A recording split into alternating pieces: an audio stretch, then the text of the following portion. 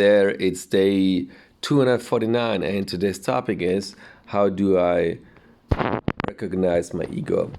Often we encounter ourselves in difficult situations where we have a dispute with somebody, and every party thinks they are right.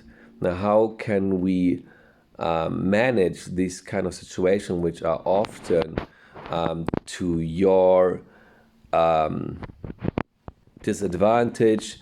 Often we try to prove that we are right and go out of the conflict even worse than we entered it. So, first of all, it's about every party thinks they are right, according to your knowledge and your belief. But there are many things that we do not have in mind, we do not even know. Let's take, for example, a dispute with a supervisor.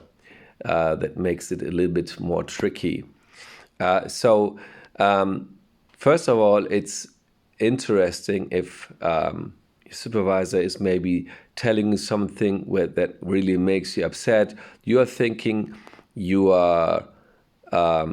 doing you wrong, but at the same time, maybe the situation is stressful. You can't have the moment to talk about it. So it's always when it's happening, and you don't see the logic behind it. Just an easy solution is to say, well, I don't understand this. By your expression and telling that you don't understand it, the other party is obligated to either explain it, which makes it difficult if you are right to explain why he thinks that he's right. Maybe he can, if he can so, explain in a way that you also recognize your fault. And maybe he doesn't have the time and says, doesn't matter. So in this case, you're winning. Don't expect and don't push it too far with the hope that he apologizes. In stress, everybody says many things that he doesn't want to. So the first step is don't push the things to an edge by just remaining on your rights, and that you have to go out of the situation as a winner. The second thing is that even if you want to have a talk about it, wait for the right moment. Sometimes there are many things that we do not know. Maybe there are some instructions that you are not involved in, that demands solutions who do not make sense for you. Maybe they are not even make sense for your supervisor, but he got the order from upstairs. So take it slowly, because sometimes the whole thing comes back to you as a boomerang, and the things you may using to support your point of view brings it that you are at the end the one who's getting blamed for making many mistakes.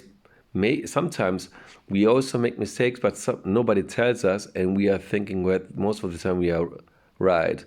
Although maybe you are wrong, but they leave it because you're performing good. So the second thing is always don't try to remain on your right, but better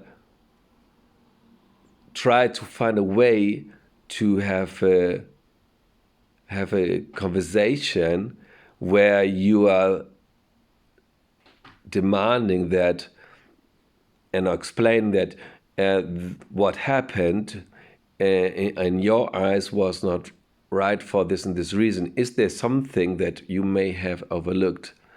This gives the opportunity both sides to tell their stories without blaming anybody, and that everybody has the right to place his point of view without being exposed as somebody who did wrong. It's easier if every party can tell his opinion so that you go out of it and both parties have learned something without putting one on the edge and saying you did wrong. And it's many times this happens, and in the whole in these moments where temperature rises, it's better to remain calm and always have in mind that maybe there are things you're overlooking. So it's the first step is to become aware that it's your ego. He wants to say that, hey, I have not been heard, and then there's always a second chance. So stay calm and wait for the right moment. It's never too late if you give these things time than to pressure it, thinking that everything must resolve now. If the other party is always open, then there will always be a second chance. If not, it won't help you either. So stay tuned till tomorrow.